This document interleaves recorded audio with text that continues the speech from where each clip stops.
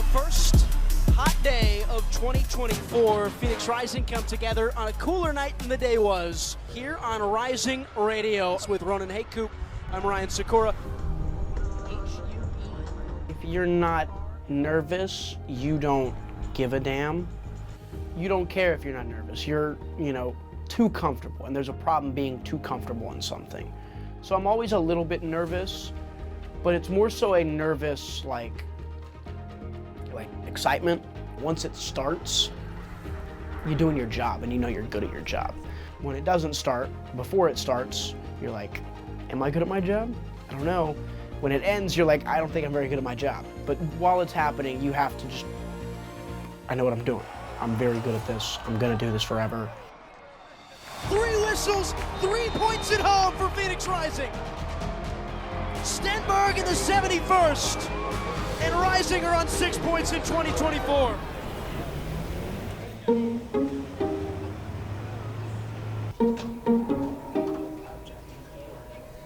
More often than not, I like the too far edit bays here on the 6th floor. When you're sitting there for 6-7 hours, every once in a while you need to get up and go just stare into the window of light and realize that you're in a real world. Okay, Phoenix so far has played, why am I blanking? I've literally done every game. Prep to me is educational. We're in an educational business. We're in a communication business. We are trying to communicate what is happening, what is being seen by my eyes into your ears. I have to know every single bit of thing that's going on instantly. I can have a little bit of delay, but I have to know things. With soccer, there's constantly something happening, there's constant motion. I need to know this. It just gives me the confidence to know exactly who that is, and I can display that, and then I have a little bit of information if I have time to say it. I try and memorize one thing per player, so I can just get it done. Dropping in, Tyreek McGee, the Jamaican international.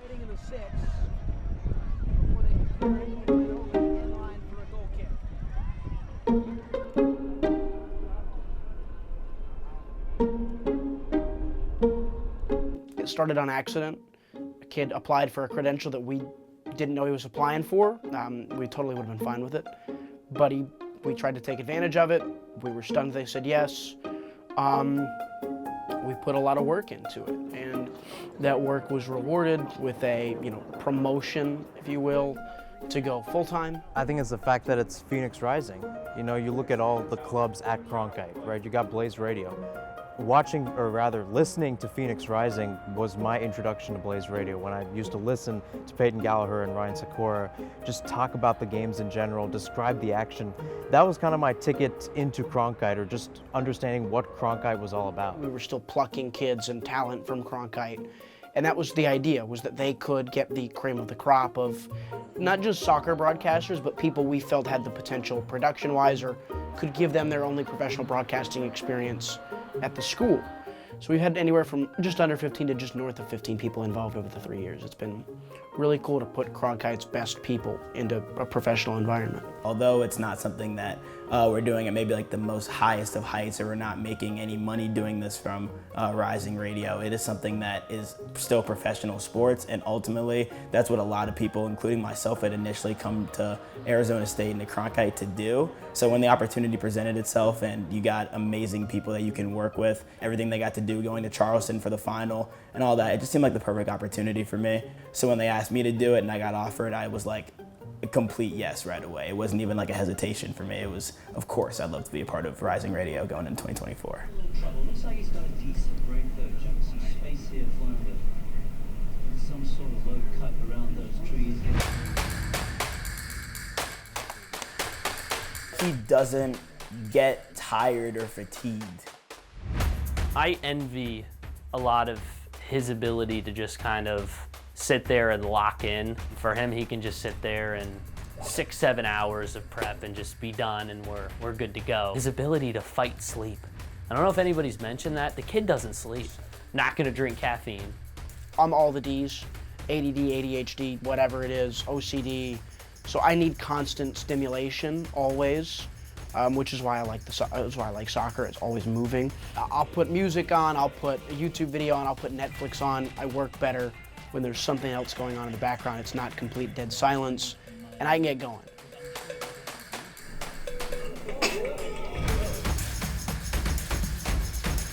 Years older than I am, so he's 26. It's a week-long process that I'm never fully 100% engaged in because I don't have the time to be, but yeah, I can very easily sit here all day, forget that I haven't eaten food, which is not good. Give me like 3 water bottles and I'll be okay in here all day. I can get it done. It's just it's not an if, it's a when he's gonna get called up to the MLS at some point. He's raw. I mean, he can work on distribution a little bit maybe, but other than that, that's really nitpicky. Roe watches like every game on the USL slate every week, so he knows everything. I'm like, dude, that's insane. When sometimes like, he even like can like step over his own like lines and like not lines, like his own words because he wants to be good so bad.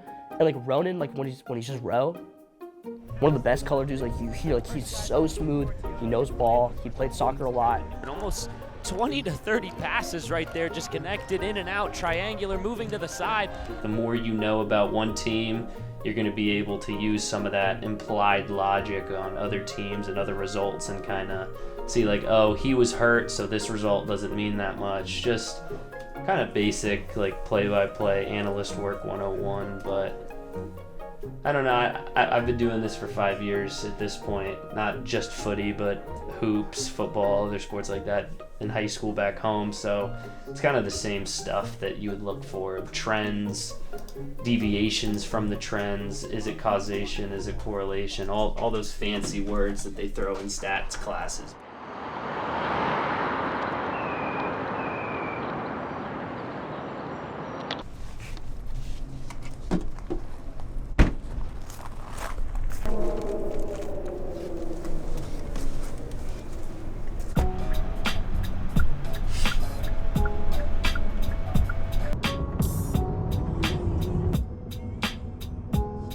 Backpack, a little crate almost with equipment, and then a TV screen for a monitor. Take that from the parking lot, carry it up there. We're on top, we're out in the elements, so we can get noise from the crowd.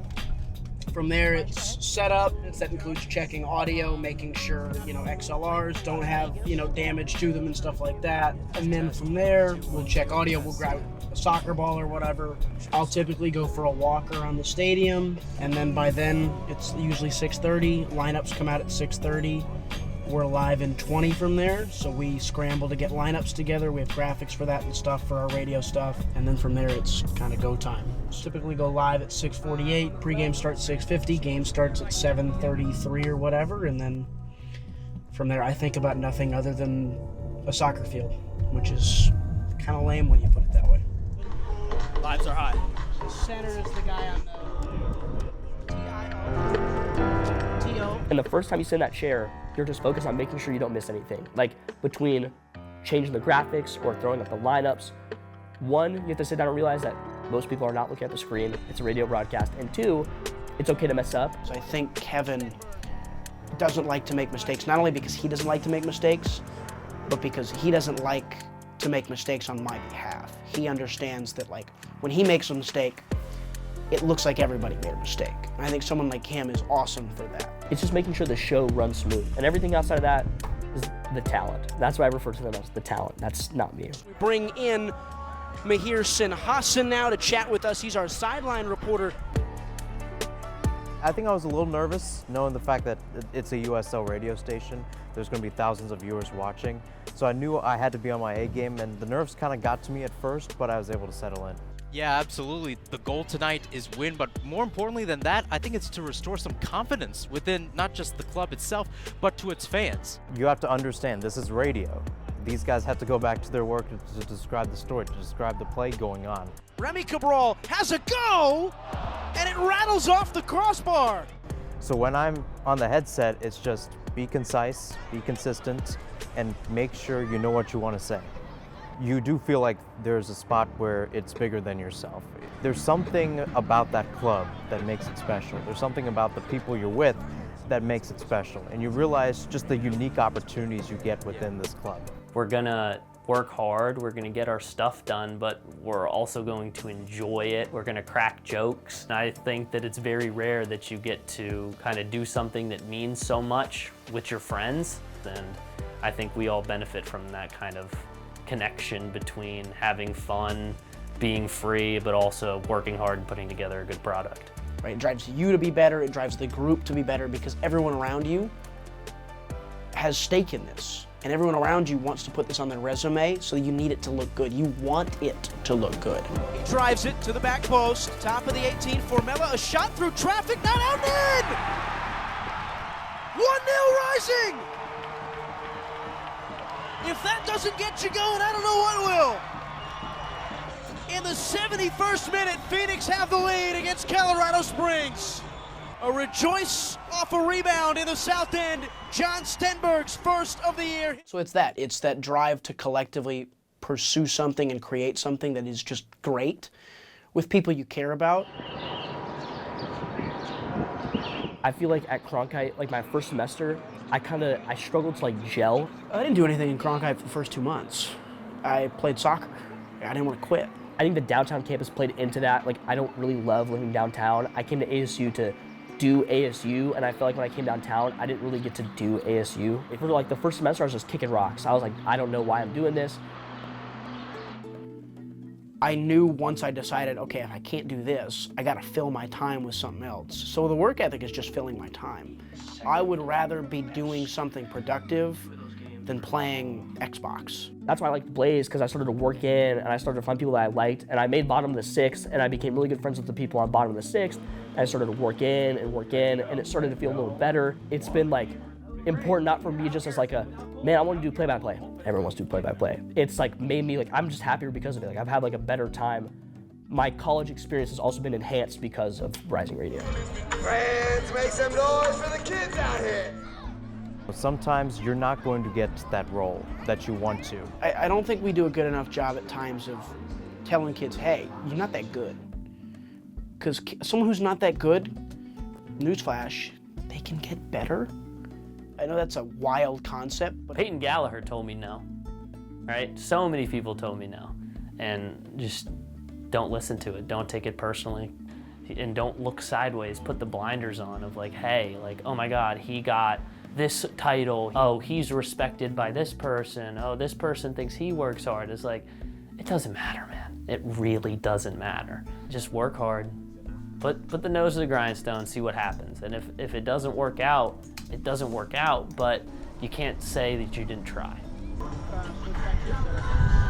If I put my foot in the door and it didn't work, I can live with that. I can't live with watching something pass by. 3, 2, 1. Say yes to everything is like pretty much the motto that I've picked up from Cronkite, and I just implemented that. Like, did I know soccer? No.